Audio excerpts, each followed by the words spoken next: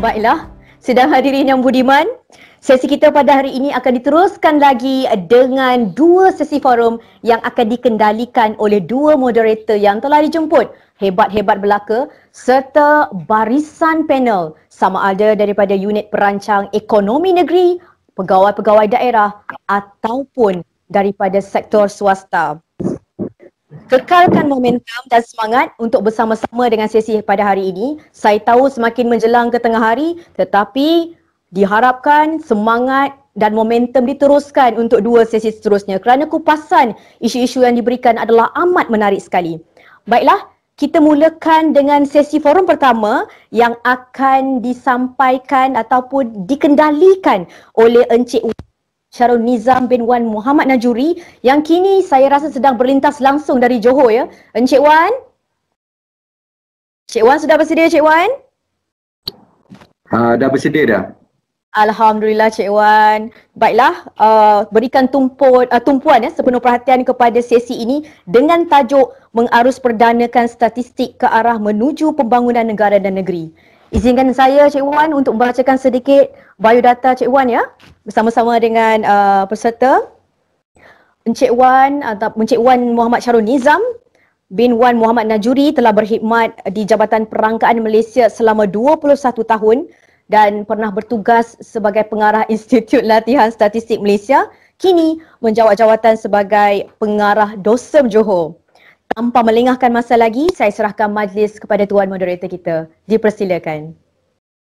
Terima kasih pengerusi majlis. Assalamualaikum warahmatullahi wabarakatuh dan salam sejahtera. Yang berbahagia Datuk Seri Dr. Ketua Perangkawan Dr. Muhammad Uzair bin Mahidin, Ketua Perangkawan Malaysia.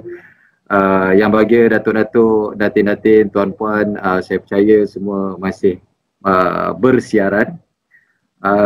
Kepada barisan panel, pendengar-pendengar maya, visual audience, Alhamdulillah hari ini kita terus kepada slot ketiga kita, iaitu forum pertama bagi seminar My Local Statistik Daerah Tempatan ke arah kecekapan perancangan dan pengurusan sumber. Bersyukur kita kehadrat ilahi dengan limpah dan kurnianya dapat kita bersama-sama walaupun kita berada di lokasi yang berbeza untuk mengimarahkan suntikan idea dan pandangan berhubung topik kita pada hari ini. Yang mana untuk forum yang pertama ini topiknya memang cukup hebat sekali, iaitu mengarus perdanakan statistik ke arah menuju pembangunan negara dan negeri. Sebelum saya pergi lebih jauh, izinkan saya untuk memetik kata-kata yang bahagia Tan Sri Ketua Setiausaha Negara dalam ucapan beliau. Data yang reliable, relevan, bertepatan masa dan teknik statistik yang bersesuaian merupakan ramuan penting. Ramuan penting dalam menghasilkan kajian polisi yang berkualiti dan sound decision making. Jadi sudah tentu dengan penerbitan julung kali di peringkat daerah, My Local Stats Daerah sudah tentu menjadi cerminan untuk memperihalkan kedudukan-kedudukan di daerah yang mana ianya akan memperkejatkan pengurusan negeri, daerah dan seterusnya kepada negeri dan akhirnya kepada negara kita Malaysia. Terutamanya dalam menangani pandemik yang sekarang ini sedang melanda kita. Jadi dengan ini cabaran-cabaran ini dapat ditangani dengan lebih baik sekali. Jadi bersama kita untuk hari ini kita ada tiga panelis yang cukup berkaliber dan distinguished, iaitu yang pertama Yang Bahagia Datuk Azhar bin Haji Arsyad, Timbalan Setiausaha Kerajaan Pembangunan Pulau Pinang. Yang kedua Yang Berhormat Datuk Dr. Badrul Hisham bin Kasim, yang juga merupakan Timbalan Setiausaha Kerajaan Pembangunan Johor. Dan yang ketiga Yang Berusaha Dr. Nur Fuad bin Abdul Hamid, yang berupa juga Timbalan Setiausaha Kerajaan Pembangunan merangkap pengarah Unit Perancang Ekonomi Negeri Johor. Jadi sebentar tadi semasa Yang Bahagia Datuk Seri Dr. Ketua Perangkawan memaklumkan bahawa inilah merupakan tiga negeri yang menjadi pencetus, orang kata khususnya dalam penyumbang utama keluaran dalam negara kita. Jadi tanpa melengah masa, izinkan saya memperkenalkan ketiga-tiga panelis ini. Yang pertama ahli panel kita iaitu Yang Bahagia Datuk Azhar bin Haji Arsyad, yang merupakan Timbalan Setiausaha Kerajaan Pembangunan Pulau Pinang. Beliau merupakan yang berasal daripada Melaka, dilahirkan pada 11 Ogos 1966 dan beliau mempunyai kelulusan master daripada Cambridge University pada 2003 dan jawatan akhir beliau adalah pejabat daerah dan sekarang menjawab sebagai Timbalan Setiausaha Kerajaan Pembangunan Negeri Pulau Pinang pada 2018. Panelis kita yang kedua Yang Berhormat Datuk Dr. Badrul Hisham Kasim, Timbalan Setiausaha Kerajaan Pembangunan Negeri Johor. Beliau juga telah lama berkhidmat sebagai Timbalan Setiausaha Kerajaan Negeri Johor dan beliau yang mempunyai pendidikan ijazah PhD di bidang kawal selit industri air swasta daripada University of Glamorgan, Wales. Beliau telah banyak berada di dalam GLC, jawatan dekat dalam negeri, dan beliau juga merupakan Profesor Ejang oleh Fakulti Geoinformasi Harta Tanah Universiti Teknologi Malaysia. Dan bersama kita juga panelis yang berusaha Dr. Nur Fuad bin Abdul Hamid, Timbalan Setiausaha Kerajaan Pembangunan Merangkap Pengarah UPN Negeri Selangor. Dan beliau telah banyak bertugas di kementerian-kementerian dan beliau pernah bersama dalam program pembangunan vendor nasional bersama Khazanah Nasional dan beliau juga pernah dianugerahkan Best Paper Award di First International Conference in Entrepreneurship pada tahun 2013 dan beliau juga telah mengikuti program Harvard Business School Premier Business Management. Tanpa melengah masa lagi, saya ingin terus kepada panel kita untuk memperihalkan berkenaan bagaimana kita nak arus perdanakan statistik ke arah menuju pembangunan negara dan juga negeri. Jadi kita sudah tentu statistik ini penting dalam pembangunan negeri dan juga negara. Jadi untuk pusingan, kita ada 3 pusingan. Pusingan pertama, pusingan kedua dan juga rumusan, yang mana setiap panel diberi masa dalam 6 ke 7 minit. Jadi dalam hal ini kita mulakan dengan pusingan yang pertama. Jadi untuk pusingan yang pertama, soalannya adalah sejauh mana unit atau bahagian perancangan ekonomi negeri menggunakan data statistik dalam membuatkan perancangan pembangunan di peringkat negeri.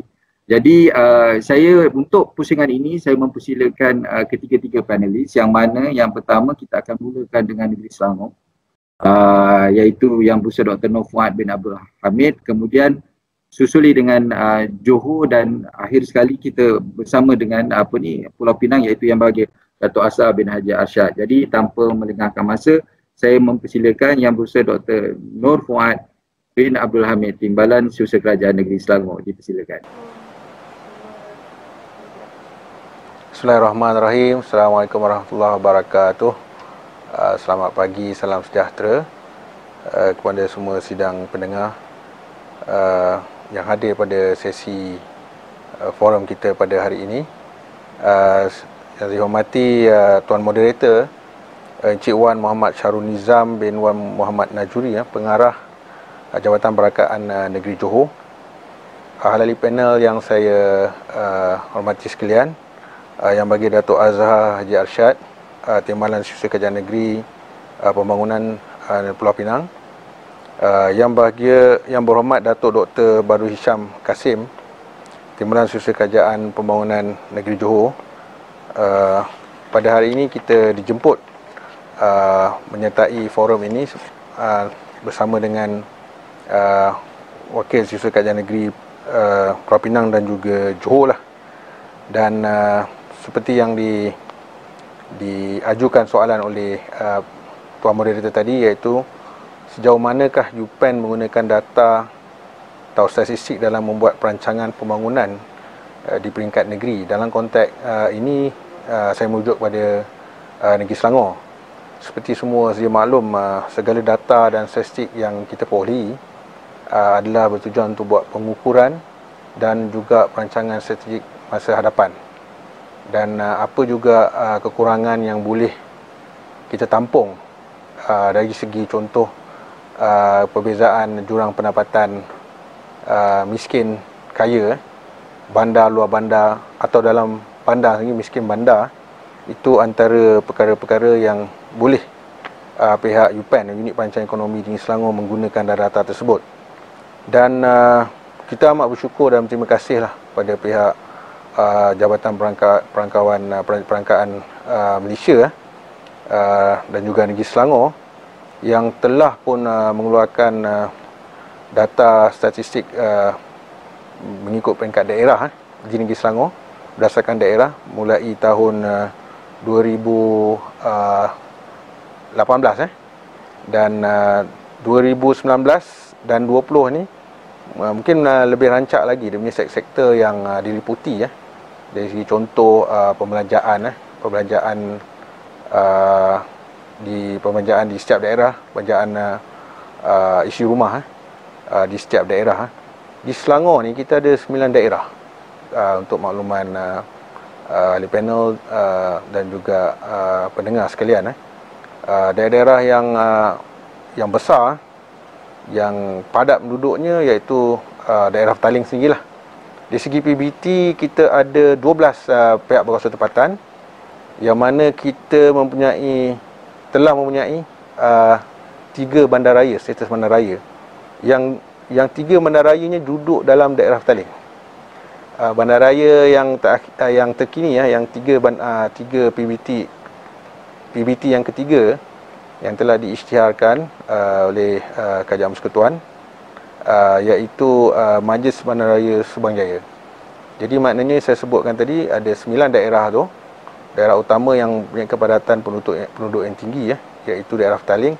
Dalamnya terletak 3 majlis bandaraya. Yang pertama Majlis Bandaraya Shah Alam, yang kedua Majlis Bandaraya Putrajaya, dan yang terkini iaitu Majlis Bandaraya Subang Jaya. Jadi dalam ketiga-tiga bandaraya yang terletak di dalam daerah Petaling yang mempunyai kepadatan penduduk yang tinggi, penggunaan data statistik yang dibekalkan oleh pihak Jabatan Perangkaan Negara atau Negeri Selangor amatlah membantu kita, terutamanya kita nak mengukur dari segi permintaan dan juga penawaran. Permintaan atau demand side daripada pihak atau dari segi daripada household, daripada isi rumah, dan juga penawaran oleh 5 sektor utama. Kalau dah saya boleh kita ringkas 5 top 5 sektor. Top 5 sectors iaitu manufacturing, agriculture, manufacturing, sektor perkilangan, sektor pertanian, sektor pembinaan, construction, sektor mining, dan juga service sector sebenarnya. Jadi dalam negeri yang mempunyai kepadatan penduduk yang tinggi di satu daerah dan mempunyai PBT yang mengutip cukai taksiran, service sector memainkan peranan yang amat penting lah di segi on supply side lah, di segi penawaran.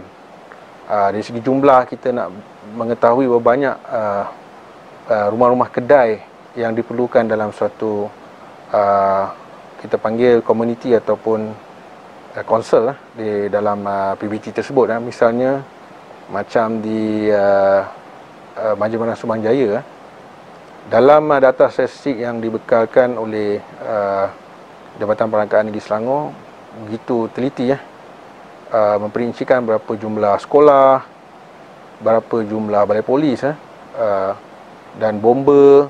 Dan kepada situ kita tengok adakah cukup untuk satu majlis bandaraya mempunyai sejumlah khidmat sokongan yang diperlukan, yang diberikan oleh sama ada Kerajaan Persekutuan, Kerajaan Negeri dan juga Kerajaan Tempatan lah.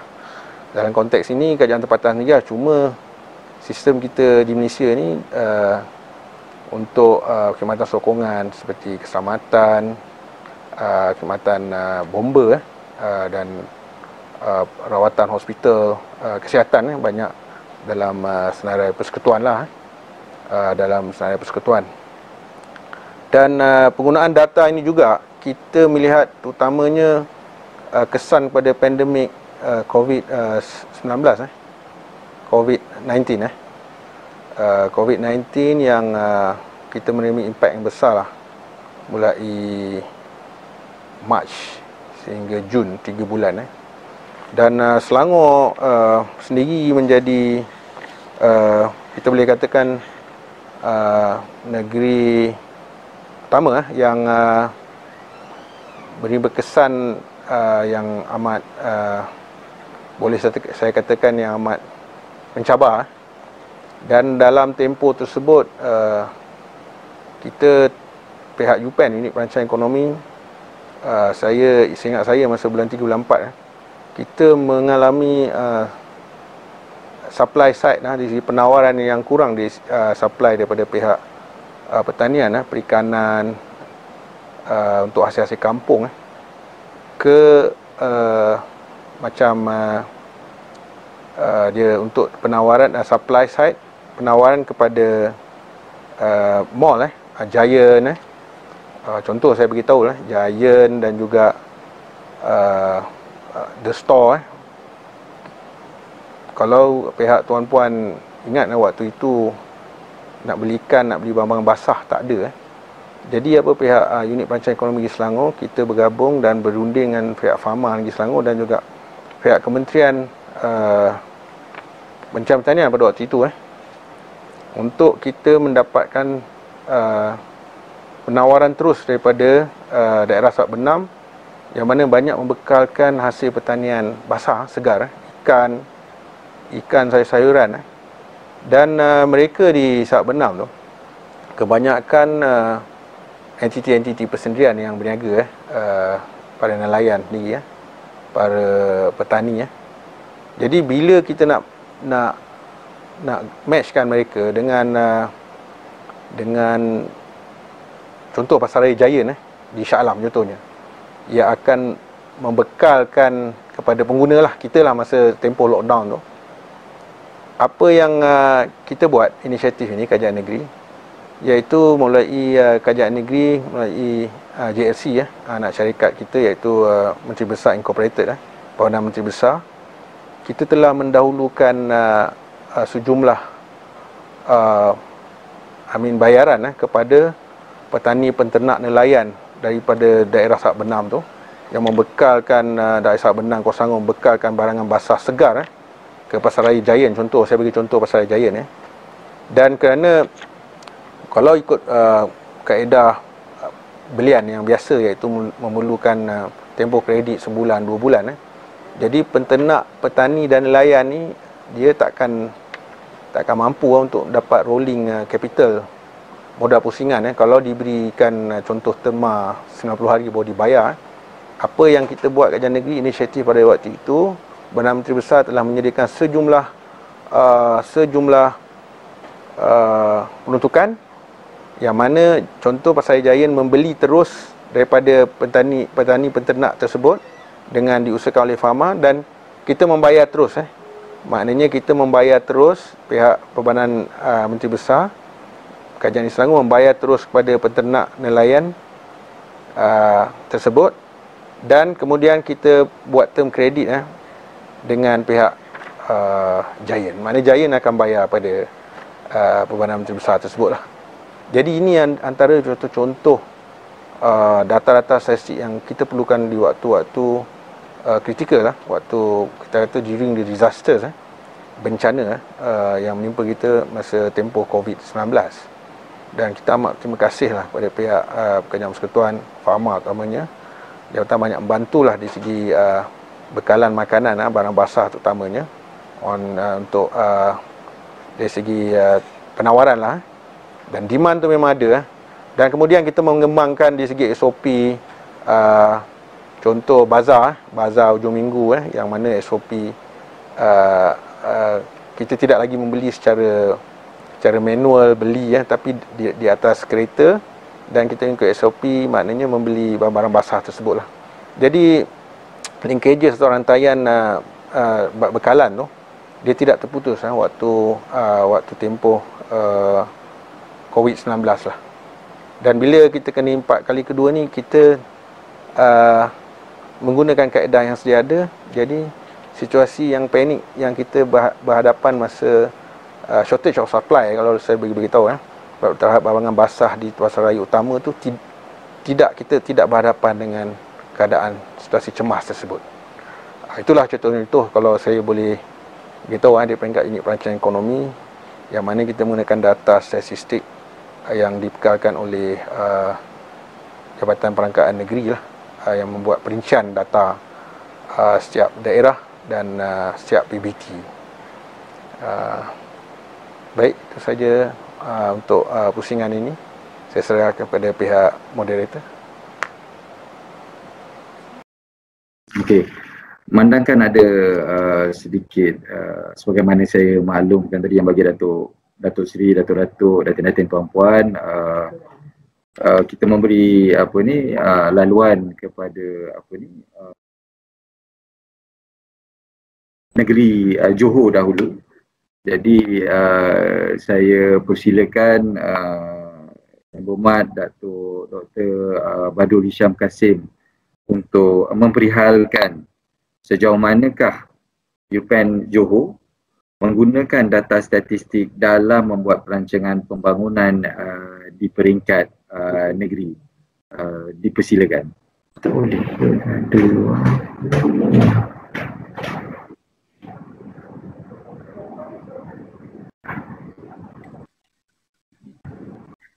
ke dasar yang dibuat amat bergantung kepada data dan statistik yang dapat kita kumpulkan supaya apa-apa polisi atau pengasas yang dibuat oleh kerajaan negeri adalah menjurus kepada menjawab persoalan ataupun permasalahan yang dihadapi. Sebagai contoh, negeri Johor kita baru menyiapkan satu pelan pembangunan mampan negeri Johor yang merupakan satu pelan makro, dan di dalam pelan ini kita dapati bahawa banyak aspek dan banyak sektor yang perlu kita lihat, bukan saja dari segi ekonomi tetapi juga dari segi sosial dan kemasyarakatan. Jadi di dalam hal ini sekiranya data ataupun statistik itu tidak ada, ia akan menyukarkan kita untuk memberikan satu pandangan ataupun satu usul kepada pihak kerajaan untuk memberikan apa-apa tumpuan kepada satu sektor ataupun satu yang lain. Dan bersama pelan pembangunan mampan ini juga ada pelan-pelan lain yang berada di dalam satu sektor yang lain juga. Kalau pelan mampan melihat pembangunan negeri Johor secara makro, secara keseluruhan, kita juga ada pelan-pelan seperti pelan digital Johor yang baru kita nak buat, dan juga pelan-pelan lain yang di mana kita melihat keupayaan dan juga kekurangan di peringkat negeri tersebut, dan di mana kita ada kelebihan, di mana Johor ada advantage. Kita akan cuba untuk memberikan tumpuan yang memberikan pulangan yang lebih kepada negeri Johor di dalam hal tersebut, dan di mana kita ada kekurangan dan mungkin perhatian perlu diberi bagi menangani kekurangan tersebut. Jadi information ataupun data yang kita peroleh itu sememangnya dapat membantu kita di dalam merangka perancangan kita.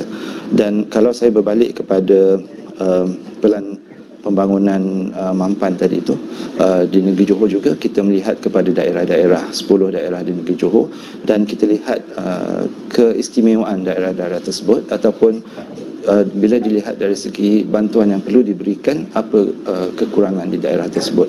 Kalau kita lihat contohnya di daerah Muar, dari segi ekonomi, dari segi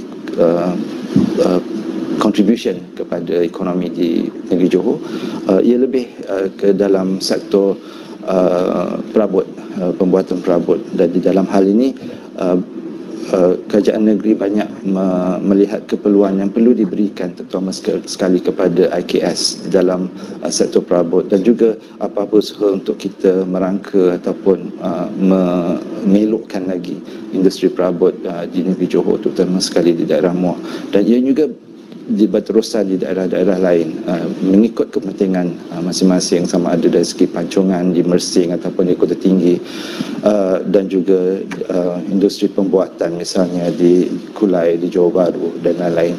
Jadi dan statistik ini juga kita gunakan untuk melihat golongan-golongan yang perlu diberikan perhatian. Misalnya banyak aspek yang memerlukan perhatian, misalnya kepada golongan wanita ataupun belia, dan juga OKU dan IKS yang mungkin memerlukan perhatian secara berbeza, secara spesifik di dalam bidang masing-masing.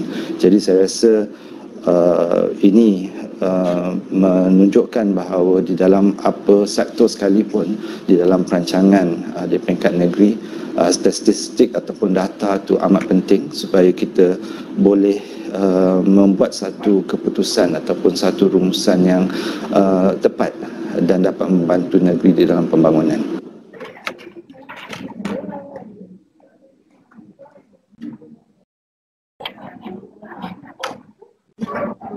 Okey, terima kasih YB Datuk Dr. Bad di atas penyampaian beliau tadi. Jadi kita dapat lihat dekat tadi YB Datuk Bad bercerita tentang rumusan yang tepat khususnya bagi negeri Johor ke arah orang kata membina satu pelan pembangunan mapan dan di peringkat daerah fokus kepada kebitaraan daerah. Itulah tadi bagi menjaga kemakmuran negeri Johor. Jadi kita beralih pula kepada panel kita yang kedua, iaitu kita datangkan daripada Pening yang bagi Datuk Azhar bin Haji Arsyad. Jadi tanpa melengahkan masa, saya persilakan yang bagi Datuk untuk memperihalkan sejauh mana UPN Penang menggunakan data statistik dalam membuatkan perancangan pembangunan di peringkat negeri. Dipersilakan yang bagi Datuk. Bismillahirrahmanirrahim. Dengar Assalamualaikum warahmatullahi wabarakatuh dan selamat sejahtera. Waalaikumsalam. Alhamdulillah. Wassalatu wassalamu ala asrafil anbiya wal mursalin Sayyidina Muhammad wa ala alihi wa ashabihi ajma'in. Yang berbahagia Datuk Seri Uzair, sahabat lama, Datuk-Datuk KSU, tuan-tuan dan puan-puan yang saya hormati sekalian. Pertamanya saya ingin mengucapkan tahniahlah kepada DOSEM atas usaha inisiatif yang sangat baik setakat ini, di mana sehingga kini saya ingat banyak penerbitan telah dikeluarkan dan boleh kata selang sehari kita akan menerima daripada pesanan WhatsApp data-data yang telah dihantar sendiri oleh Yang Berbahagia Datuk Seri kepada ketua-ketua jabatan, dan data-data ini memang sangat berguna. Sebelum saya pergi kepada selanjutnya, seperti yang kita maklum bahawa statistik adalah satu cabang matematik yang melibatkan pengumpulan, penyusunan, paparan, penganalisian, pentafsiran dan pembentangan serta kesimpulan terhadap sesuatu data. Beberapa konsep asas statistik adalah pemboleh ubah data, sampel dan populasi. Pemboleh ubah adalah ciri-ciri satu data yang boleh diukur. Populasi merupakan meliputi semua data yang ingin dikaji, manakala sampel merupakan sebahagian daripada populasi. Itu yang saya belajar sikit-sikit dulu, yang saya ingat. Datuk Seri Uzair mungkin lebih maklum. Dia memang orang statistik. Jadi dalam konteks Penang, berdasarkan kepada apa yang kita dapat data-data ini DOSEM, banyak kegunaan yang kita boleh gunakan. Yang pertama sekali, selaras dengan statement yang dikeluarkan oleh Yang Berbahagia Tan Sri KSN tadi, iaitu sebagai sumber rujukan utama, di mana memang di negeri kita memerlukan data untuk membuat perancangan, membuat pengubalan dasar, dan juga membuat keputusan, dan juga membuat peramalan ataupun senario planning untuk kita mengorak langkah suatu perancangan dan juga pelaksanaan. Di samping itu, di Penang ini kita sangat berterima kasih kepada DOSEM sebab dengan adanya bantuan DOSEM dan data-data yang available, kita berupaya menerbitkan ini, kalau tuan-tuan Datuk-Datuk boleh lihat buku yang kita panggil Penang in Numbers lah. iaitu buku data asas sosioekonomi negeri Pulau Pinang. Ini iklan sikit lah, ini 2017-18, ini 16-17, ini 15-16, ini 14-15. Ini sebagai contoh yang saya bawa, yang kita gunakan daripada raw data from DOSM, dan di samping data-data daripada jabatan-jabatan lain yang kita kumpulkan, di mana dia menjadi satu rujukan kepada pelabur-pelabur, kepada pemain atau players yang ingin datang melabur di Pulau Pinang. Jadi mungkin ini sebahagian salah satu, tapi sangat berguna. Jadi apabila dengan adanya statistik yang dibuat oleh DOSM ini, membantu kami di samping jabatan-jabatan lain.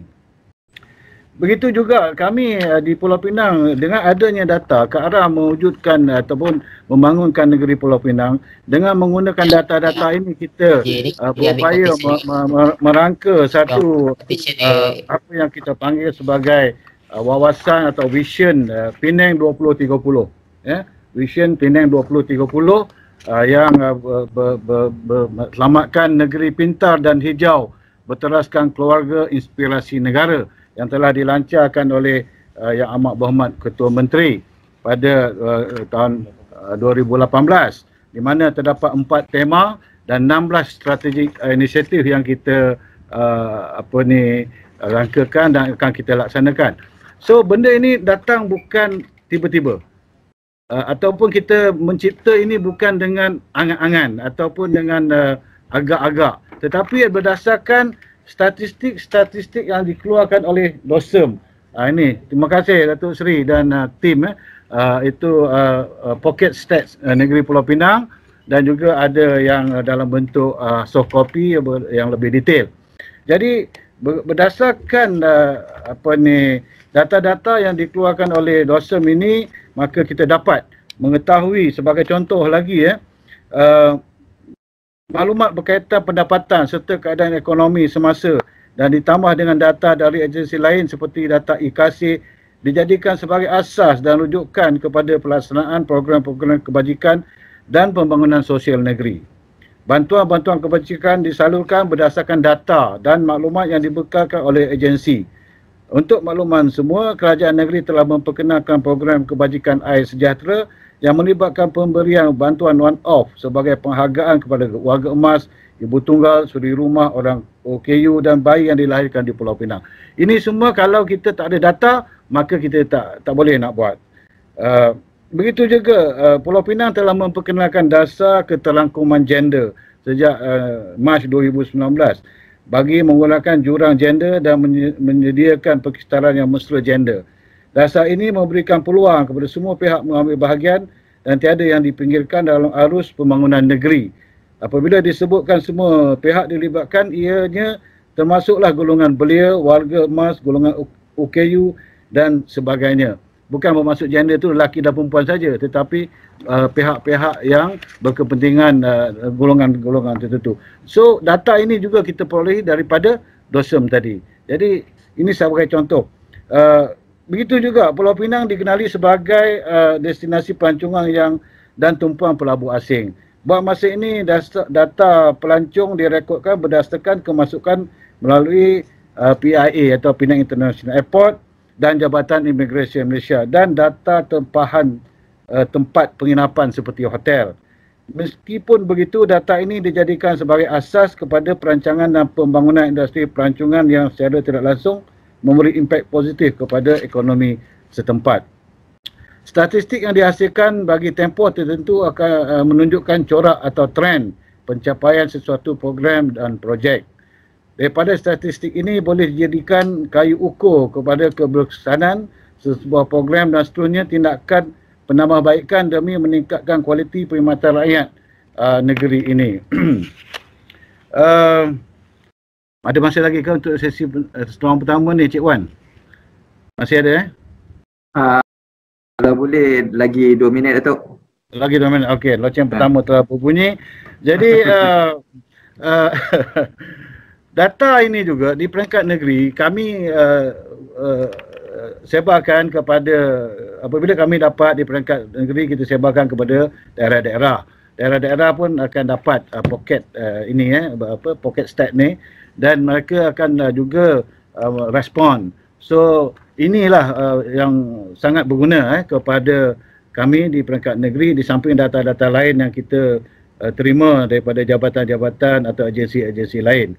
Secara rumusannya untuk round pertama ini, saya boleh katakan bahawa data-data yang dikeluarkan oleh DOSEM ini memang sangat berguna dan kita gunakan dalam banyak hal, dalam segala bidang lah, termasuk juga contohnya dalam kita merangka projek-projek yang besar seperti Penang Transportation Master Plan, Pelan Struktur Komunikasi Negeri, pelancongan, dan juga yang penting juga kita boleh meramalkan apa demand atau market yang ada berdasarkan data-data yang ada, dan kita akan buat perancangan yang teratur ke arah itu. So untuk round ini itu saja dahulu. Terima kasih Cik Wan. Silakan. Okey. Terima kasih Yang Bagi Datuk. Begitu menarik daripada segi konten. Yang saya nampak ada 3 perkara yang utama tu penting untuk senario planning. Yang saya cukup minat, tak ada data semua tak boleh buat, dan itu definitely statistik akan meramalkan apa yang kata di hadapan untuk policy making. Jadi alhamdulillah itu tadi kita kita telah selesai untuk pusingan pertama, dan kita melihat unit pelancaran ekonomi negeri banyak memerlukan data-data, dan alhamdulillah dengan data-data yang ada kebanyakannya memberi panduan dan memberi indicators kepada perancangan. Jadi kita beralih kepada pusingan kedua. Jadi pusingan kedua ni kita go in depth kepada setiap 3. Saya mulakan dengan panelis yang pertama daripada Timbalan Setiausaha Kerajaan Negeri Selangor.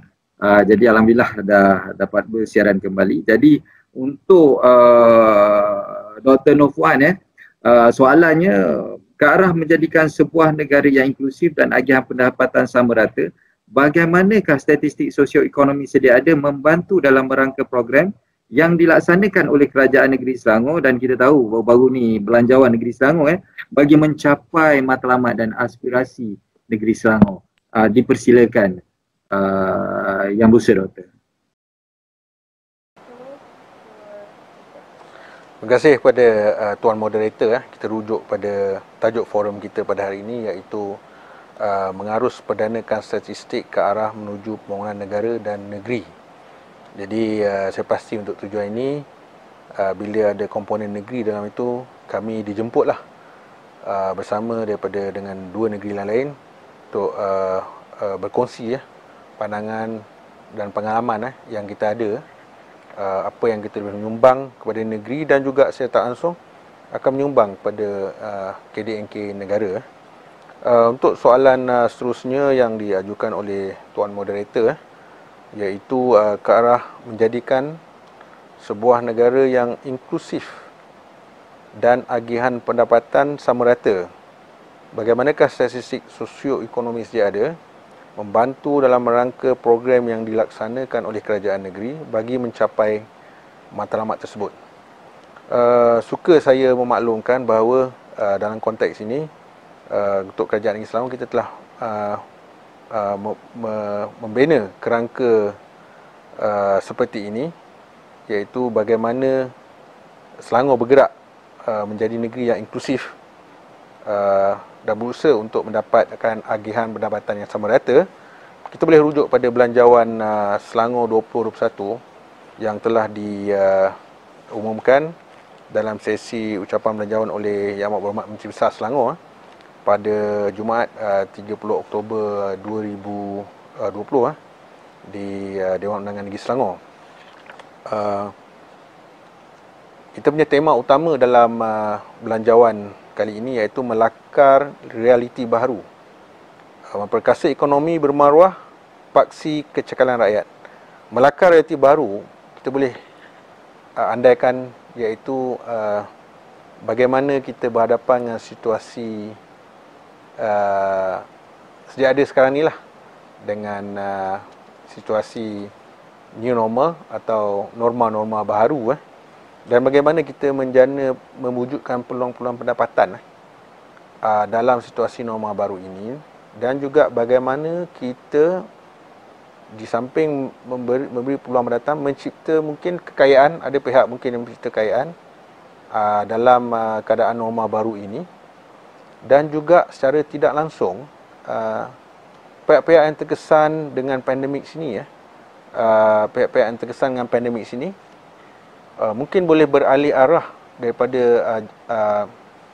daripada pekerjaan yang mereka lakukan sekarang ini kepada mungkin pekerjaan baru dalam konteks reskilling, atau boleh saya katakan mungkin dia diberikan latihan-latihan baru, kemahiran-kemahiran baru untuk didedahkan dengan situasi pekerjaan baru dalam tempoh pandemik sini. Dalam kerangka belanjawan negeri Selangor, kita melakarkan 5 strategi utama lah, iaitu pertamanya agenda digitalisasi Selangor atau Selangor digitalization selaku pemangkin negeri pintar ulung. Selangor, agenda digitalisasi Selangor ini kita lebih menekankan dalam konteks gig ekonomi. Gig ekonomi, kalau konteks gig ni mungkin orang ingat generasi baru, generasi muda yang lebih mahir di segi karakter, tingkah laku, pelakuan dengan penggunaan gadget, platform dan sebagainya. Jadi dalam strategi pertama belanjawan negeri Selangor ini, kita menggalakkan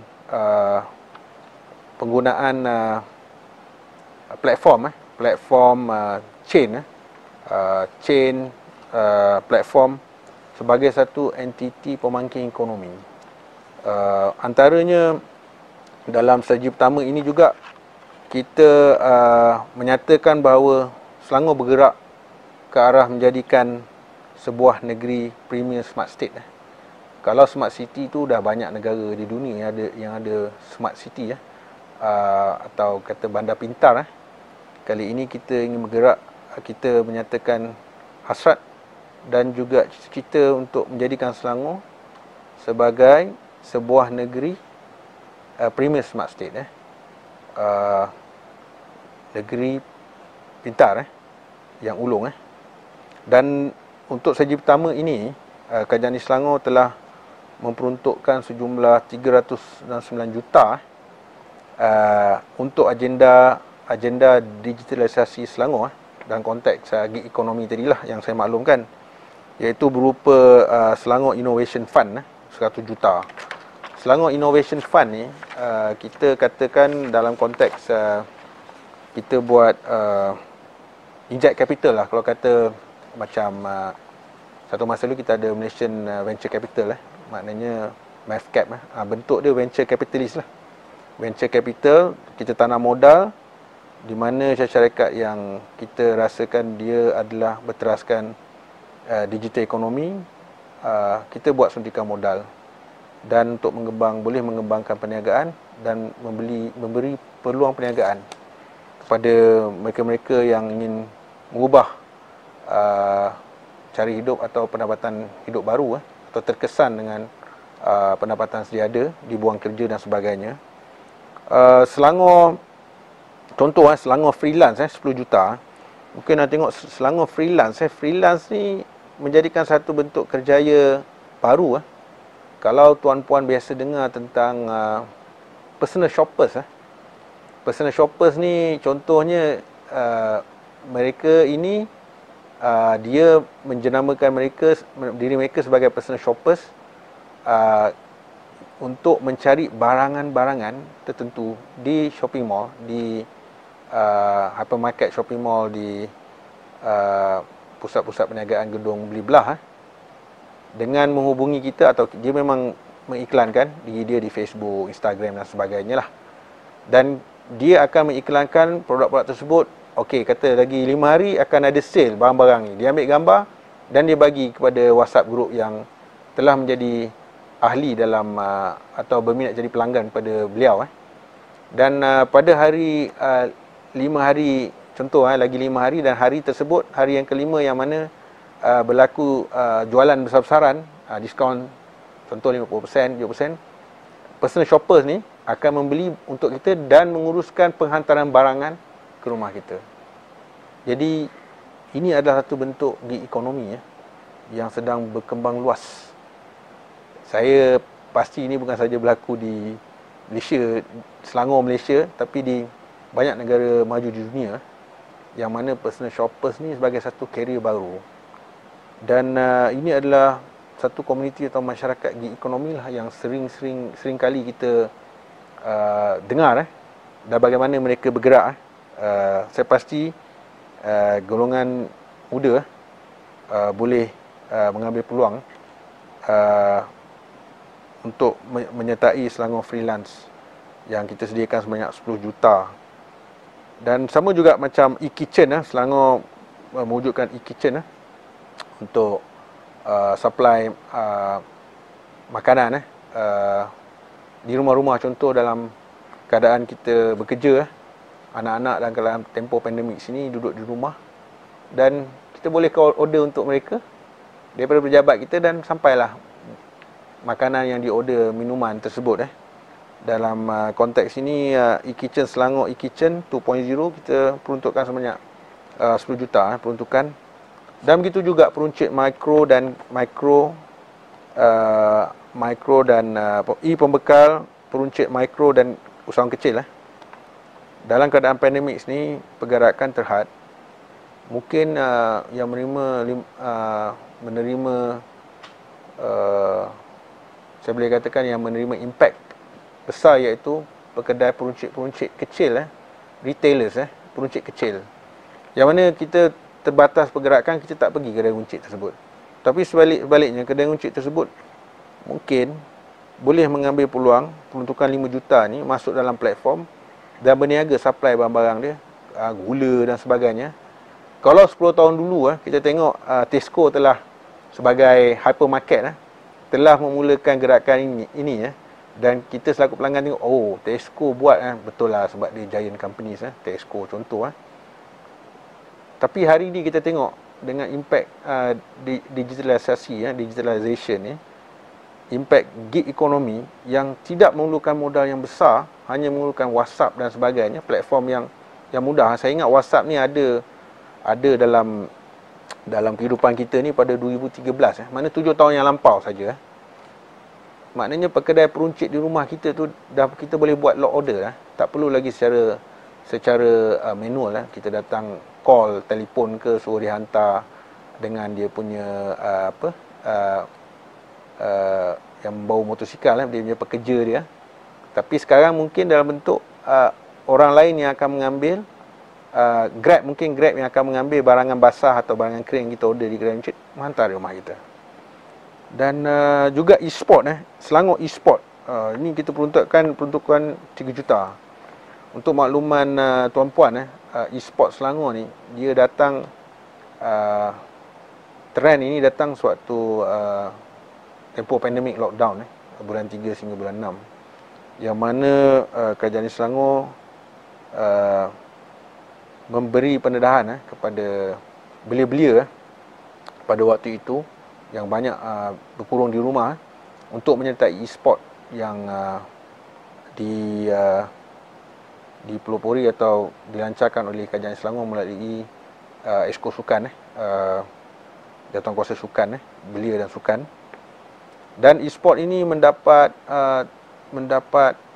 sambutan yang amat menggalakkan.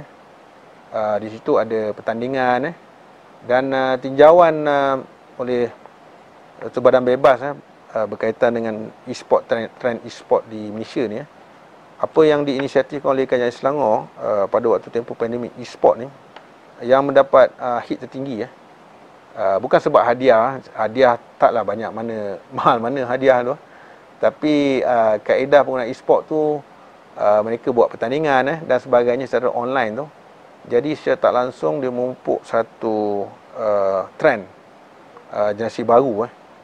Dan sebenarnya kalau mungkin orang kata apa sebenarnya ekonomi yang boleh kita generate dari segi income atas e-sport, ini yang kita tak perasan.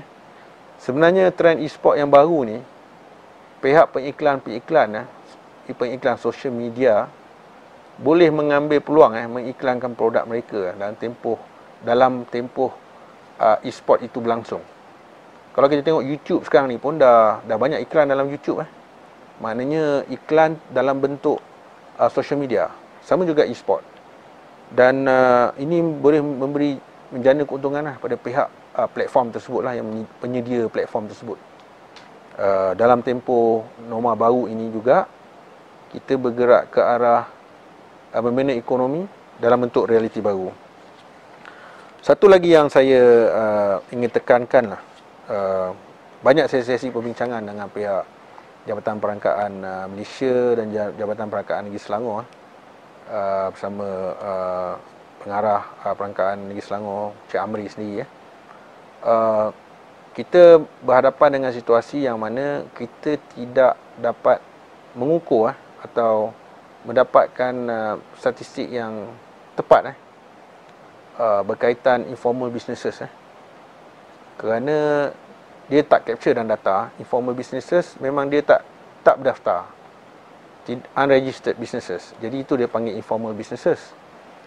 Sebab tu sesi perbahasan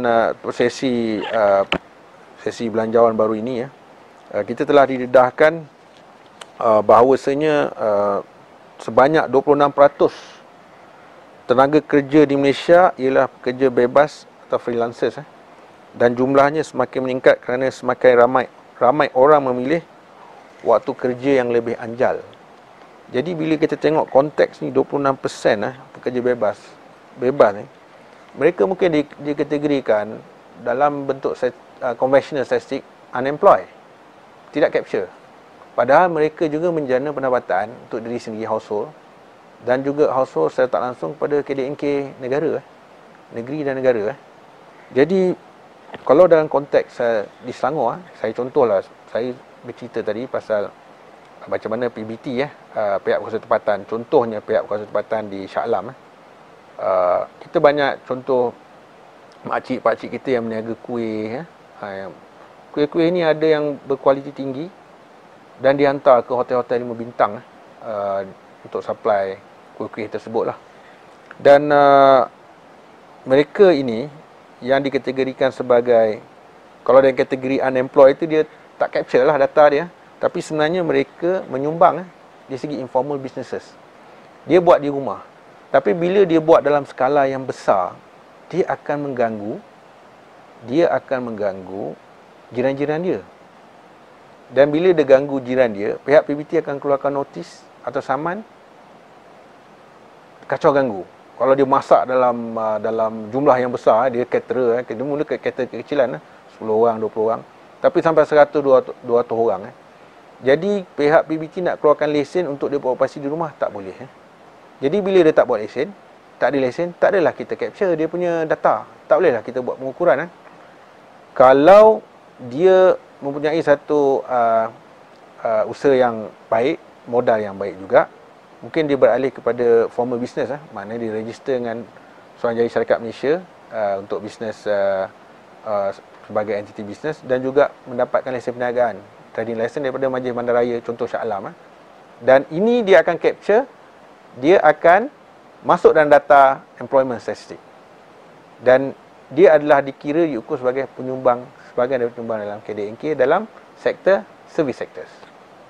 Jadi saya berpandangan bahawasanya kita mesti mencarilah kaedah-kaedah terbaru, kaedah-kaedah baru juga macam mana nak mengukur informal businesses ini supaya partisipasi atau penyertaan mereka selaku penyumbang ekonomi di negeri dan juga negara dampak. Maknanya kita nampak jelas untuk juga merangka untuk pembangunan atau perancangan masa depan. Di samping juga mereka boleh kita bagi insentif mungkin B40, M40 sebagai usahawan insentif. Jadi kita tak tahu mereka di mana, siapa mereka, sehari dia buat 3-4 pekerjaan, siapa mereka, kenapa mereka buat pekerjaan 3-4 pekerjaan ni. Dan mereka mungkin sampai satu peringkat tidak digolong dalam golongan B40, mungkin M40, mungkin M40 yang layak membuat pinjaman yang lebih besar, contoh. Jadi itu saja buat masa ini. Saya kembali kepada pihak moderator. Terima kasih. Saya beralih kepada panel kedua kita daripada Johor, Yang Berhormat Datuk Dr. Badrul Hisham. Jadi soalannya, kita tahu lately ni pertumbuhan ekonomi tahun 2019 dan keadaan ekonomi negara pada 10 tahun ketiga yang menunjukkan prestasi yang orang kata tambah baik, namun begitu masih lagi dalam keadaan negatif 2.7%. Sejauh mana negeri Johor bersedia dan apakah tindakan susulan oleh bahagian perancangan ekonomi negeri Johor bagi menghadapi cabaran ekonomi semasa? Dipersilakan Yang Berhormat Datuk. Kalau kita lihat dari segi pembangunan ekonomi negara dan juga negeri Johor, kita dah nampak pada tahun 2019 penurunan ekonomi ataupun permintaan di sektor berbagai sektor di Malaysia dan di negeri Johor. Jadi benda ni berlaku sebelum COVID-19 lagi.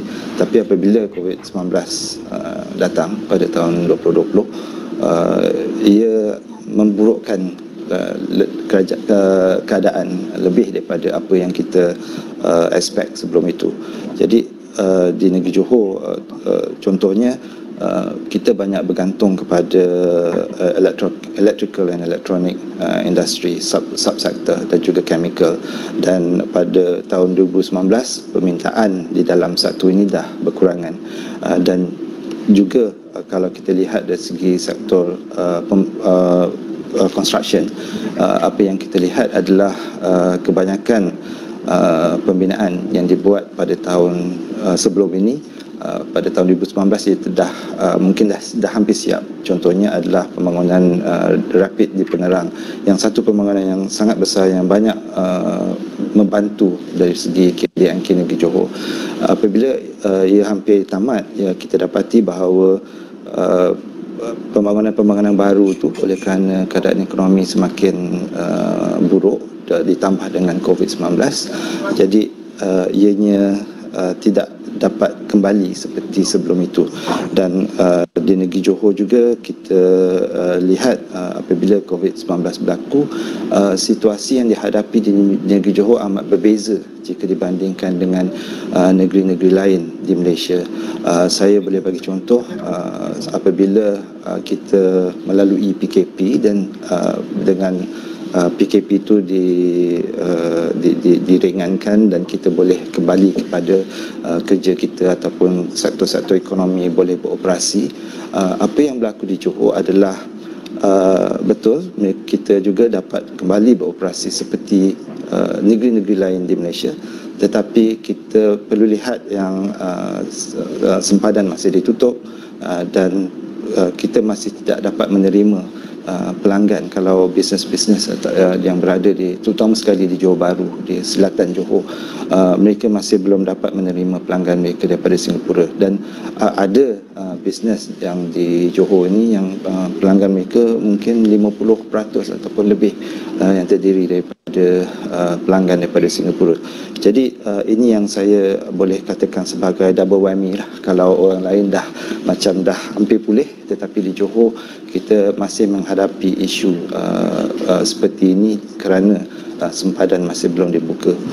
Dan oleh kerana demikian, apa yang kita perlu buat di negeri Johor adalah untuk memastikan, terutama sekali dalam tahun 2021 nanti, bantuan ataupun perhatian diberikan kepada sektor-sektor tertentu dan juga kelompok masyarakat yang tertentu. Dan di sinilah saya rasa peranan data ataupun statistik itu sangat penting. Contohnya kalau kita lihat sebelum ini, saya rasa di seluruh Malaysia pun dari segi data e-kasih ataupun data rakyat miskin, B40 agaknya, kita mungkin tidak menghadapi terlalu masalah yang terlalu besar di dalam hal ini. Tetapi kalau kita lihat sekarang, bukan sahaja masyarakat di dalam B40 saja yang memerlukan bantuan, tetapi M40 juga memerlukan bantuan yang spesifik kepada mereka. Jadi di dalam hal ini bukan saja kita perlu ada data di kalangan B40, tetapi kita juga perlu ada berkaitan dengan mereka yang tergolong dalam kumpulan M40 yang mungkin sebelum ini kita tidak memberikan perhatian yang begitu tepat kerana keperluannya tidak ada di situ. Dalam hal ini kita perlu evolve dan memastikan bahawa apa-apa keperluan data ataupun statistik di dalam bidang yang baru tu dapat diberikan. Dan juga dalam hal-hal yang lain juga, misalnya pengangguran, mungkin isu ini yang saya boleh share dari perspektif Johor adalah statistik pengangguran di Johor kita dapat tahu, tetapi kita juga perlu mengambil tahu statistik pengangguran yang ada di Singapura yang melibatkan rakyat Malaysia yang bekerja di sana. Jadi apabila kita melihat isu ini juga, negeri Johor amat memerlukan data ataupun statistik berkaitan dengan pekerja-pekerja Malaysia di Singapura, di mana mereka bekerja, sektor apa mereka bekerja, dan sama ada mereka terjejas dengan apa yang berlaku dalam keadaan ekonomi sekarang ini. Selain daripada itu, sememangnya apa yang statistik yang ada berkaitan dengan IKS, berkaitan dengan bantuan-bantuan yang perlu diberikan kepada masyarakat, sama ada dalam segi sosial ataupun dalam segi ekonomi, perlu kita buat dan perlu kita beri perhatian. Dalam sektor-sektor seperti pertanian dan ekonomi baru juga amat diberi perhatian oleh negeri Johor, oleh kerana kalau kita lihat Johor merupakan pengeluar salah satu pengeluar terbesar dalam sektor pertanian, dan sememangnya negeri Johor melihat sektor pertanian dapat membantu negeri Johor di dalam membawa negeri Johor ke pemulihan ekonomi, selain daripada dalam sektor-sektor pembuatan yang mungkin mengambil masa sedikit untuk kembali seperti dahulu. Jadi saya rasa dengan adanya informasi, data, statistik yang dapat dikongsi antara jabatan, ianya dapat membantu kita untuk membuat satu terjemahan yang baik dan untuk membolehkan kita merangkakan apa yang kita boleh buat untuk masa hadapan, untuk kita melalui keadaan ekonomi sedia ada sehinggalah kita pulih nanti. Okey, terima kasih daripada YB Datuk Dr. Bad, Timbalan Setiausaha Kerajaan Negeri Johor. Begitulah tadi dalam keadaan kemelut, bagaimana statistik menjadi sebagai penyelamat untuk membantu khususnya Kerajaan Negeri Johor, yang mana kalau dipetik tadi ada satunya melihatkan bila berakhirnya rapid, what's next need to be done bagi kerajaan negeri untuk merancakkan lagi ekonomi supaya kekal berkembang sebagaimana yang tahun-tahun sebelum.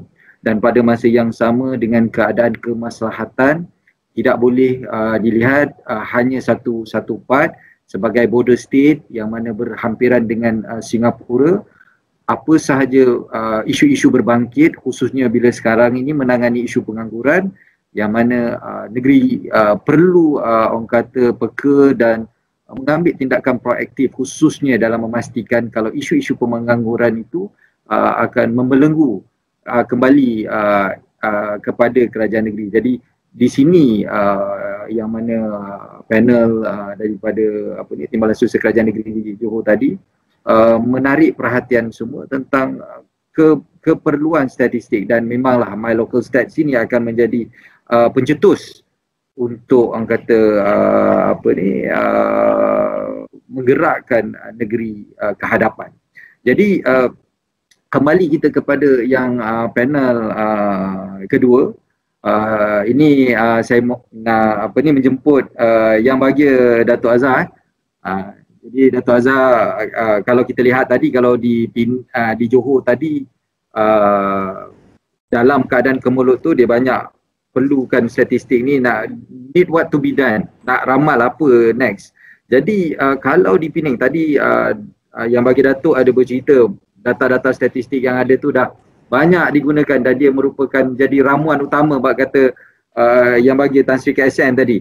Jadi apa sebenarnya kalau dekat di peringkat unit perancang ekonomi negeri Pulau Pinang, apa gambarnya maklumat yang lebih penting yang diperlukan dalam membuat perancangan pemantauan dan agihan sumber di peringkat negeri Pulau Pinang itu sendiri. Maybe ada perkara-perkara yang boleh ditambah untuk memperkasakan lagi penerbitan My Local Stats itu. So dipersilakan yang bagi Datuk, dipersilakan. Terima kasih Tuan Moderator, Encik Wan.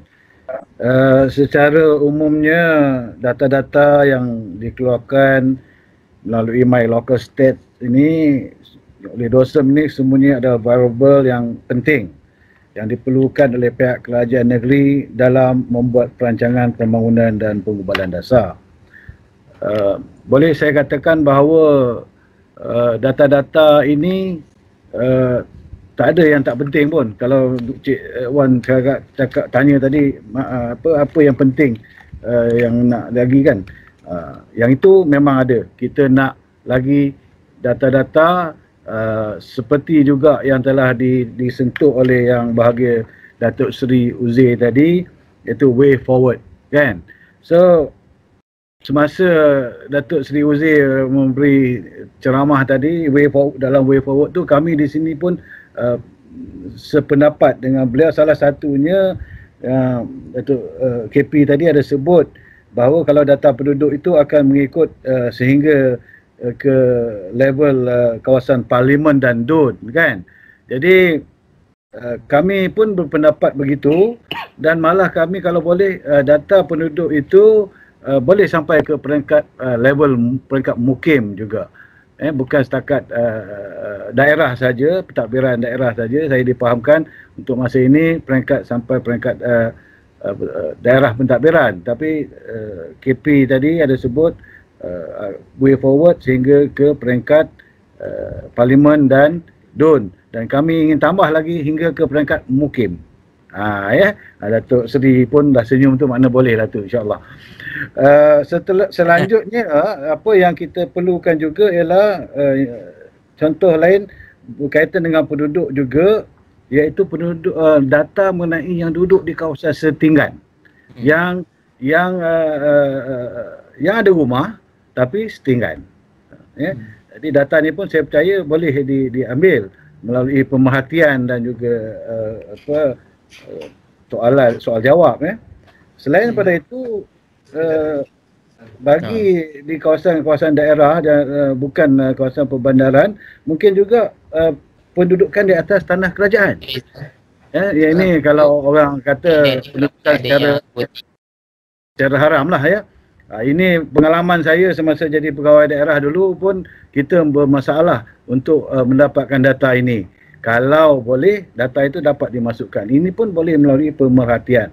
Kemudian tadi yang berbahagia Datuk Seri juga ada sebut berkaitan dengan sektor informal yang diberi oleh PBT berkaitan dengan peniaga, berkaitan dengan penggerai kan di sesuatu local authority itu.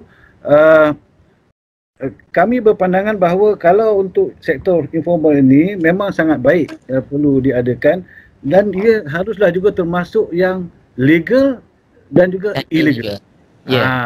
Jadi kalau dapat kita data-data ini, mungkin kita boleh membuat tindakan ramalan ataupun keputusan yang lebih tepat dan cepat.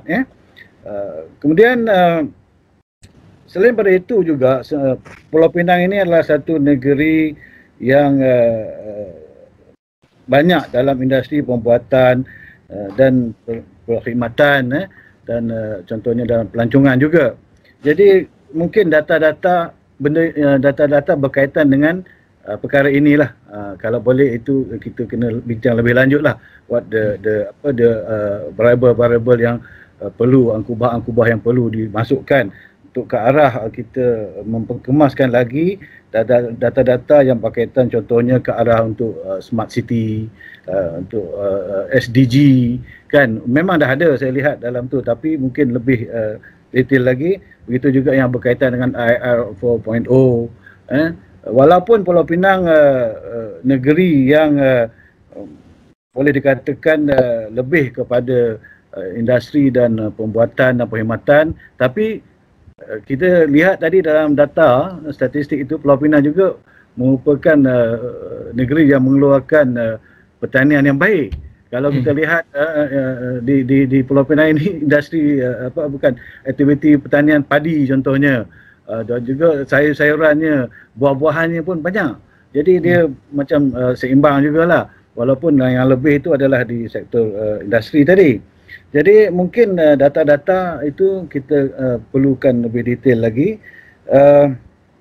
Kemudian dari segi medical tourism, kita di Pulau Pinang ini kita ke arah medical tourism, dan memang dah ada pun, kita nak perhebatkan lagi. Mungkin data-data berkaitan dengan perkara ini, yang apa benda variable dan kubahnya, mungkin pihak jawatan statistik atau LSM boleh berbincanglah dengan kita untuk kita mencorakkannya, dan kita boleh go forward untuk push up the medical tourism dan juga agro-tourism di Pulau Pinang ini. Selanjutnya juga untuk for the current situation, iaitu berkaitan dengan COVID-19. Berkaitan dengan COVID-19 memang betul ada statistik yang telah diadakan, tapi kita faham seperti yang berbahagia Datuk TSUK Johor sebut tadi, border close.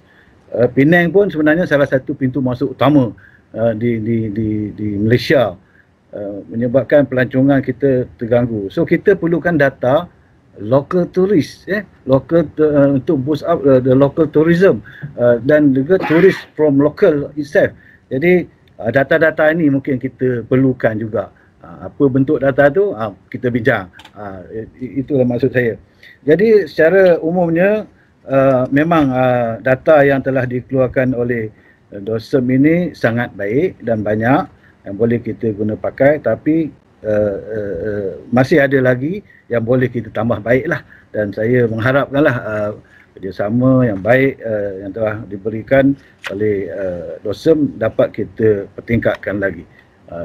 Itu saja untuk round ini. Terima kasih. Okey, terima kasih yang bagi Datuk Azhar. Jadi alhamdulillah lah, makna kata kita dapat lihat di sini bahawasanya saya melihat ada satu convergence yang mana yang tadi pun di negeri Johor mempunyai cabaran dan isu dalam nak merancakkan semula ekonomi negeri Johor, dan Pening juga berdasarkan walaupun data di peringkat jabatan tu is very rich, namun ada masih lagi room of improvement, dan bersama-sama bersetuju bahawa data di peringkat local stats ni memang penting, memang utama dalam nak memastikan pengurusan di peringkat negeri akan lebih kejat dan boleh move forward.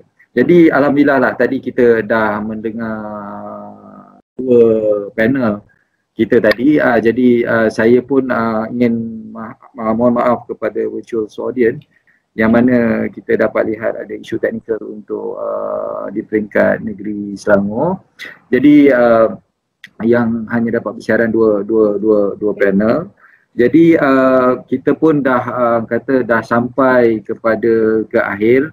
Jadi di sini kita ialah memberi ruang kepada panel untuk memberi sedikit rumusan supaya kita tahu bahawa My Local Stats ini adalah merupakan satu cetusan awal, cetusan sulung di peringkat daerah, yang mana ianya akan ke hadapan dia akan lebih disinari dan lebih orang kata mencahayakan kecerminan di daerah itu dan hopefully ke peringkat mungkin.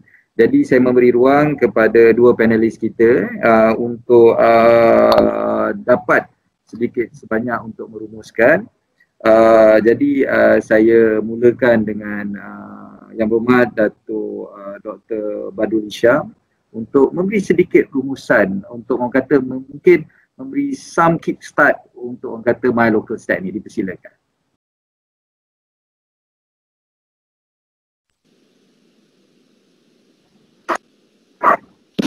apa yang saya dapat kaitan dengan seminar kita pada hari ini adalah terutama sekali bagi Milo Stat yang diterbitkan oleh pihak Jabatan Perangkaan.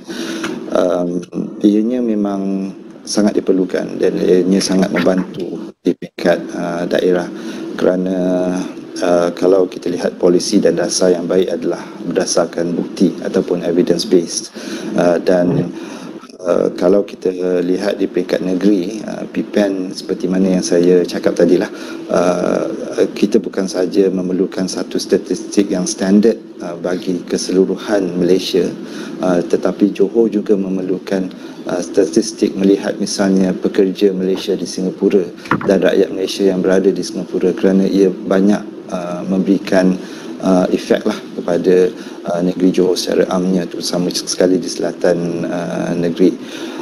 Sama juga bagi daerah-daerah. Sekarang apa yang saya lihat adalah statistik yang standard bagi semua daerah, which is a good start lah. Kita memulakan dengan satu standard bagi semua daerah ataupun local area, dan ia juga dapat memberikan membuka minda pentadbir di daerah untuk melihat statistik tersebut sama ada ia betul-betul reflect kepada keadaan sebenar on the ground. Kerana kadang-kadang kita rasakan kita ada satu assumption lah, tetapi bila kita lihat statistik sebenarnya keadaannya adalah berbeza, dan mungkin apa yang kita boleh teruskan sekarang adalah untuk melihat sama ada statistik ataupun data yang khusus bagi daerah tersebut mengikut keperluan daerah itu sendiri, dan daripada itu kita dapat membangunkan membuat lebih enrich lah data-data yang kita ada, bukan sahaja di peringkat nasional atau di peringkat negeri, tetapi menjurus kepada kawasan-kawasan tertentu sama ada daerah ataupun kawasan perbandaran. Jadi setakat itu saja yang saya dapat rumuskan. InsyaAllah kita dapat dengan bantuan Jabatan Perangkaan kita dapat memastikan bahawa apa-apa yang kita rangkakan ini adalah based on evidence dan juga based on the statistics that we have. Sekian, terima kasih. Terima kasih Yang Berhormat Dato' Dr. Badrul Hisham Kasim di atas orang kata rumusan akhir yang saya nampak now di daerah boleh dah membuka orang kata minda pembuat orang kata planners dan pembuat dasar, what need to be done. There's a statistik yang orang kata menjadi yardstick, yang menjadi pengukur. Jadi orang kata kena orang kata lebih peka dalam membuat keputusan. Okey, jadi kita teruskan dan kepada yang bagi Dato' Azhar ini bagi orang kata some tips akhir untuk next local stats kita yang bagi Dato'. Saya persilakan yang bagi Dato'. Terima kasih Tuan Moderator. Dia kalau kita boleh rumuskan satu ayat dalam satu ayat, data adalah bukti. Mungkin Datuk Seri Uzair boleh betulkan saya lah. Data sebagai bukti. Bukti itu maksudnya sebelum dan selepas. Sebelum, sebab apa nak buat ni? Data tunjuk ini. Selepas apa yang kita dah buat, data tunjuk ini. Outcome. So kita rumusannya data sangat penting lah. Jadi dia sebagai bukti tentang planning dan untuk planning dan juga kesan kepada apa yang telah kita plan dan kita buat. Pertama. Kemudian sebagai akhir ni juga saya ingin juga bercakap dari segi keselamatan data. Keselamatan data. Di mana ada data yang mungkin boleh share public secara umum. Ada data yang mungkin tak boleh. Jadi ini yang selalu saya pun percaya bahawa pihak Awasam pun menghadapi masalah. Ada orang tak nak kongsi data kan tentang apa yang ditanya, dan itu pun memang menjadi satu kata hak dia lah kalau tak nak, betul kan? Jadi perlu meyakinkan kepada orang yang di survey ataupun pihak yang di survey bahawa keselamatan datanya adalah terjamin. Seperti mana kita tahu sekarang ni macam-macam orang ambil data kita kan. Jadi benda ni pun perlu diberi perhatian. Yang seterusnya, yang ketiga ialah tentang kebolehpercayaan data. Kan? Ada data diberi cantik, lawa, menarik, tertarik, tetapi kesahan data itu betul ke? Yang ini pihak DOSM lebih arif lah, saya percaya bagaimana dia nak penetrate this is the right data, betul yang sah atau tidak. Kemudian yang seterusnya ialah perkongsian data, di mana kalau kita lihat sekarang ni, with langit terbuka ni, perkongsian data ini berlaku secara kita tak sedar kadang-kadang kan. Jadi adakah data yang kita bagi itu akan dikongsi oleh pihak-pihak yang tidak sepatutnya? Yang ini pun kena lihat juga. Sedangkan Google boleh dapat data kita senang-senang, dengan hanya tekan when you click this one, you approve ataupun you agree with the bla bla bla kan. Yang ini pun kita kena lihat juga ke arah big data ataupun data raya ni kan. Jadi sebut memang sedap big data, data raya, tapi kesannya kepada negara, negeri dan daerah. Ini kita kena lihat secara big jugalah. Kemudian seterusnya adalah penggunaan data yang bijak. Yang ini kepada pelaksana ataupun yang membuat dasar yang akan menggunakan data. Pihak DOSM dah buat data, dah dapat data, dah proses data. Apa kita nak buat dengan data tu? Ini sebagai agensi kerajaan, sebagai ketua-ketua jabatan, sebagai pegawai-pegawai daerah mungkin, ataupun apa-apa peringkat pun, dengan data ini kita haruslah bijak menggunakannya dan membuat penilaian dan membuat keputusan. Kalau ada data yang cantik dan lengkap tapi kita tak upaya nak gunakan data ini, tidak ada maknanya. Ini sebagai rumusan saya lah. Jadi saya ucapkan terima kasih kepada DOSM yang telah menjemput Pulau Pinang sebagai panel yang ingin menyatakan pandangan, dan juga terima kasih kepada pengarah DOSM Pulau Pinang iaitu Encik Suhaimi, dan juga terima kasih kepada Yang Berbahagia Datuk Seri Uzair atas usaha yang elok inilah. Jadi itu saja, sekian. Assalamualaikum warahmatullahi wabarakatuh. Terima kasih terima kasih Yang Berbahagia Datuk Azhar. Wow. Saya rasa saya tak perlu rumus lah, sebab Yang Berbahagia Datuk telah rumus dengan begitu baik. Key take home dia punya tu, data adalah bukti. Keselamatan data kita perlu meneliti. Memang data tu ada here and there, so kita kena jaga keselamatan data, perkongsian data, kebolehpercayaan, dan akhir sekali, yes, the data is there, but the wisdom dalam orang kata bagaimana nak menggunakan data supaya sebagaimana petikan daripada ucapan Yang Berbahagia Tan Sri KSN, statistik dapat menghapuskan ketidakpastian dan membantu kerajaan membuat keputusan berasaskan bukti. Jadi with that, saya ponder the question tu kepada semua visual audience, khususnya di peringkat daerah, di peringkat majlis pihak berkuasa tempatan. I think dengan wujudnya My Local Stat merupakan satu kitab di daerah yang boleh kita menjadikan satu tools dalam kita nak memberi kecekapan dalam membuat pengurusan. Jadi sekali lagi saya ingin merakamkan ucapan terima kasih saya kepada dua panelis kita, iaitu Yang Berbahagia Datuk Azhar bin Haji Arsyad, Timbalan Setiausaha Kerajaan Negeri Pulau Pinang, Yang Berhormat Datuk Dr. Badrul Hisham, Timbalan Setiausaha Kerajaan Pembangunan Negeri Johor, dan Yang Besar Dr. Nur Fuad, Timbalan Setiausaha Kerajaan Negeri Selangor. Terima kasih kepada Tuan Moderator. Saya diberikan rumusan selama 2 minit lah untuk langkah hala tuju masa depan. Seperti yang kita bincang tadi, bahawasanya kita melihat kepada keperluan terhadap situasi atau fenomena baru, bentuk untuk perniagaan, karakter atau tingkah laku household, isu rumah, dalam menjana pendapatan, mewujudkan peluang perniagaan dan seterusnya menyumbang kepada ekonomi negara, KDNK. Itu dia beri sekurangnya 3 entiti, 3 skala ekonomi, pusingan ekonomi lah.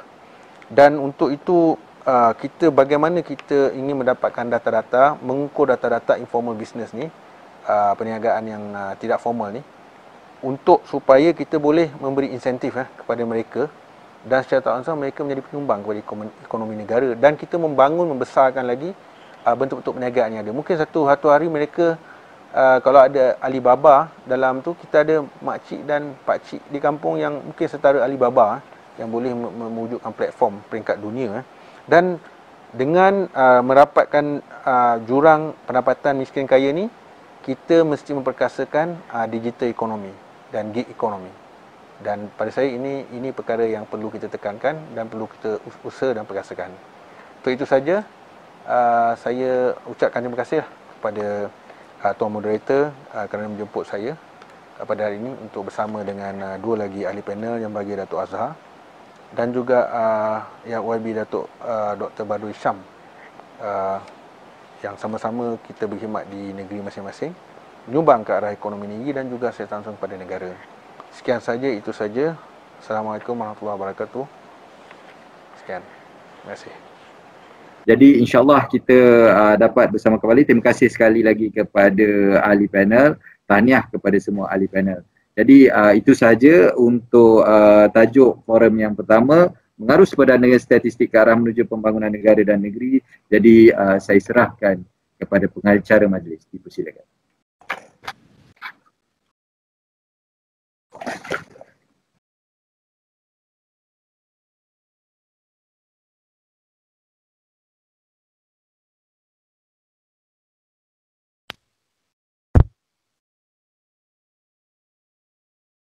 Penduduk pada 7 Julai 2020 yang lalu. Bagaimana statistik itu adalah sebagai bukti untuk bukan saja membentuk, menilai, malah menyemak semula dasar kerajaan semasa. Antara key takeaways yang saya kira cukup menarik saya petik di sini, keperluan statistik untuk menggerakkan dan merancangkan ekonomi setempat ke hadapan. Statistik itu menggambarkan senario planning, meramalkan apa yang ada di hadapan, dan statistik sebagai penyelamat apabila berlaku kemelut. Terima kasih sekali lagi diucapkan kepada Tuan Moderator dan juga barisan panel. Semoga sesi itu tadi dapat memberikan gambaran bagaimana dan di mana jabatan perlu move forward ataupun way forward yang mencabar Kalau kita diperlukan untuk menyediakan data di peringkat mukim, kita harus berdaya tahan untuk mengarus perdanakan statistik ke arah menuju pembangunan negara dan negeri pada masa hadapan. Baiklah, sidang hadirin yang budiman, sebelum kita ke sesi seterusnya, marilah kita sama-sama mengaktifkan mod kamera masing-masing untuk satu lagi sesi slot bergambar bersama dengan Tuan Moderator, bersama dengan barisan panel dan juga peserta-peserta. Semua sudah bersedia? Dozam Johor, Tuan Moderator, boleh aktifkan mod kamera Tuan Moderator? Sudah ada. Baik. Saya berikan cue. Baiklah. Satu. Tak nampak pun. Standby mode. Baiklah, standby mode. Senyuman yang paling ceria. Datuk Seri Doktor, Datuk TSUK, Tuan Moderator. Tak nampak pun. Baik. Baik, sudah bersedia. 1, 2, 3. Alhamdulillah, cukup cantik, cukup indah. Memori ini dipahatkan. Baiklah. Indah, cukup indah. Seindah kupasan yang telah diberikan dalam sesi pertama tadi.